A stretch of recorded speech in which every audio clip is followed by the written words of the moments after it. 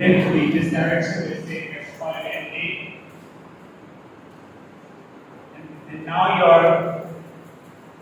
so now the displacement measure, which will be something up here in the compatibility equation, will be rotation at this end. Let's say this is A, this is B, this is going to structure. This is A and this is B. Now the rotation at A, you see this is the reflected shape. This rotation, let's call it theta A naught. And what about the rotation over here? So it's going to be something like this.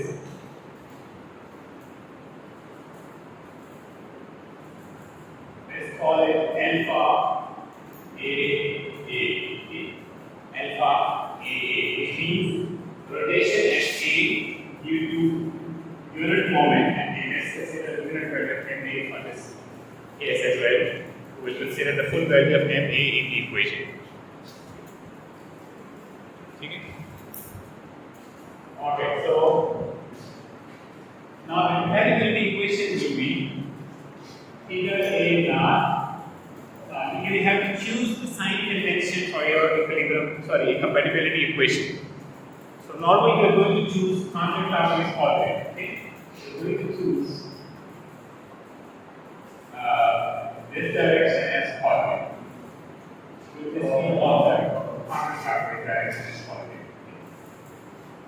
Counterclockwise orbit. So it means any rotation which is counterclockwise will be considered positive, and the one which will be clockwise will be considered negative. Okay. So the compatibility equation will be we're not yet writing the compatibility equation, we're just going to sum up the rotation. Find the rotation at A using principle of superposition. Okay. So theta A for the primary structure will be theta A naught. Theta A naught as a vector, okay, which has its direction as well. Okay. Right now I'm just going to write down this rotation plus this rotation, okay, plus alpha A times and A. If you apply unit moment over here, it produces this rotation. If you apply the full NA moment over here, it produces NA times alpha AA. Okay? Okay? Now, you got to find this theta A naught and alpha AA. Okay? So, in your table, if I can see your table, maybe if this is the table you've got, so you will go to case number. So this is the first one in the table. This case. Table from J.J. Connor book. Okay, this case. So you can see in the table. I'm going to show these things in the table. In the table, you see this case.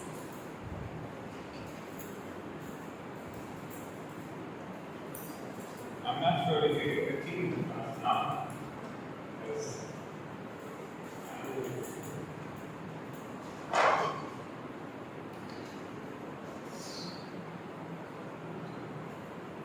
Okay.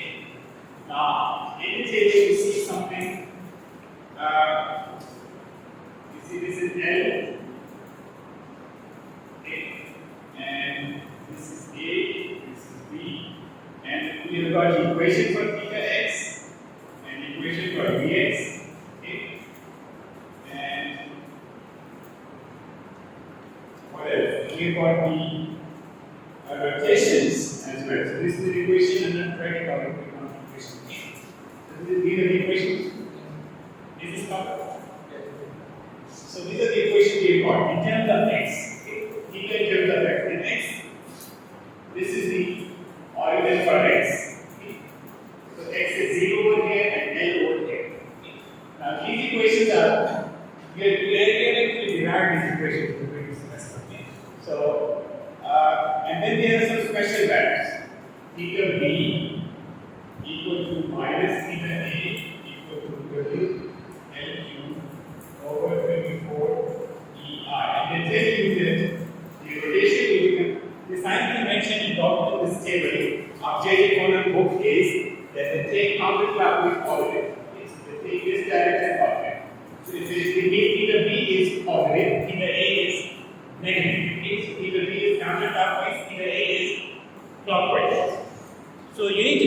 mind that the table is to be used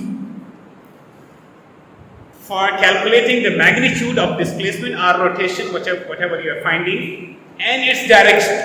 Okay.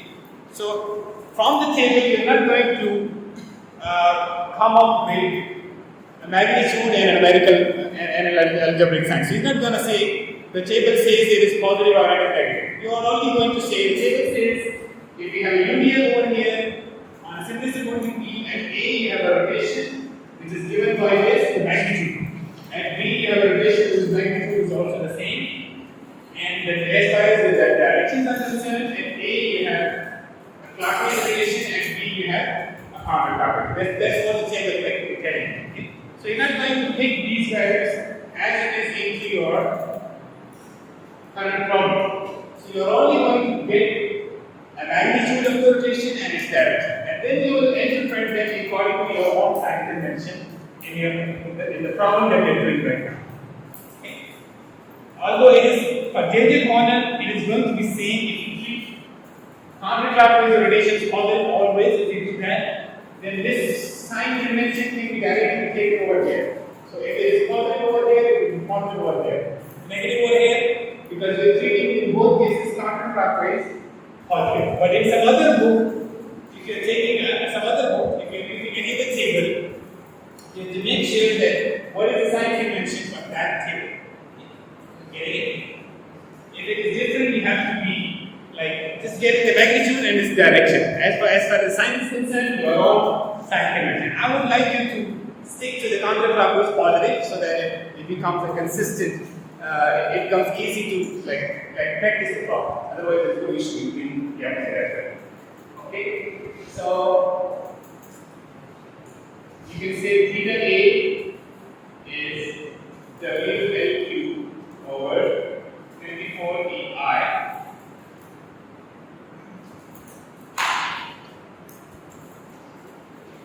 And if it is, so it means it is clockwise. And it is clockwise, that's why when you put its value over here, okay, so when you put the value of this term over here, it will be with a negative sign.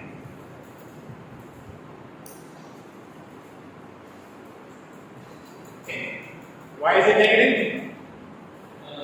Because we are treating counterclockwise positive, and theta A, this negative sign means theta A is negative means it is opposite to this. Opposite to this means clockwise. Okay? Get it? Yes. And then for as far as alpha A is concerned, the same case does not apply. My knee got hit.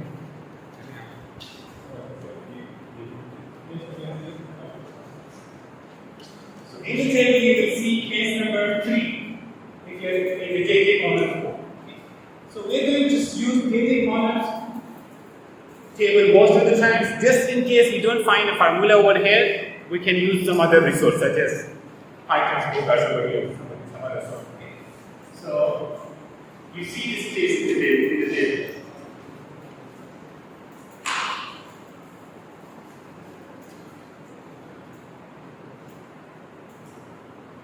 Supported. Okay. And the table, now you have attention on this point. In the table, what you see is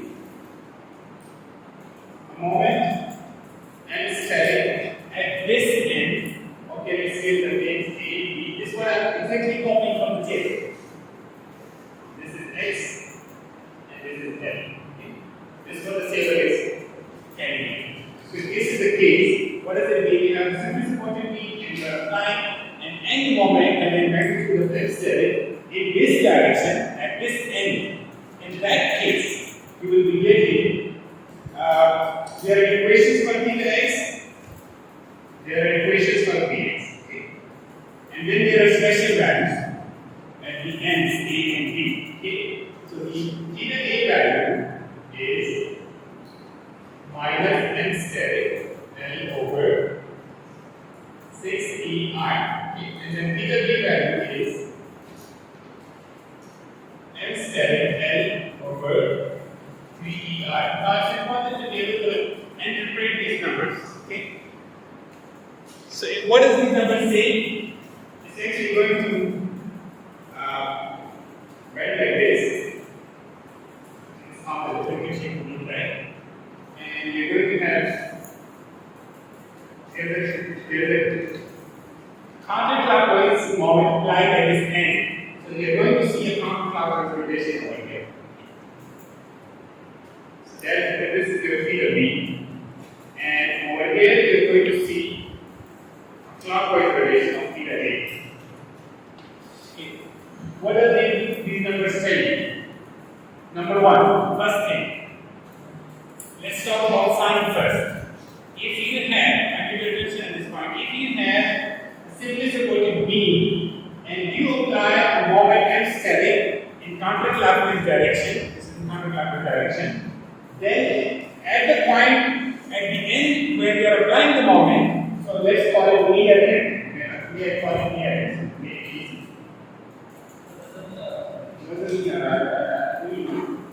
Sorry about that. I'm not sure.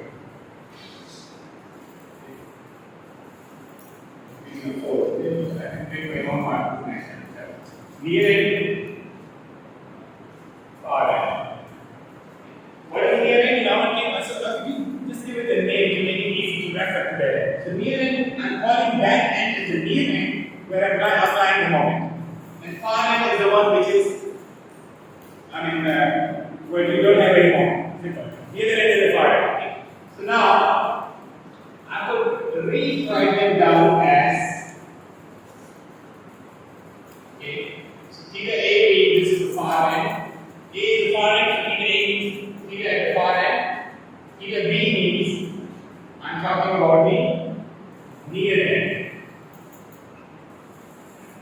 So at the near end, where you apply the counterclockwise moment, you should expect a counterclockwise rotation, and that's why you have fallen sign over here. Okay. At the far end, you haven't applied any moment. Okay. There will be some directions because the directions are going to be like this. Okay. But we're not interested in those directions, just to tell you how the equilibrium will be maintained. So at the far end, you will have the opposite sign rotation. Okay. So at the near end, the rotation has the same sense as M static. And the value is given by this M static L over 3 EI. I'm not sure if you can see this. M static L over 3 EI. Okay. And what about this? At the far end, it is opposite sign as M static and it's half of this value. Okay. Half of the rotation in the near end. Okay. Get it? Now, with this concept, can you tell me the value for alpha AA along with its direction?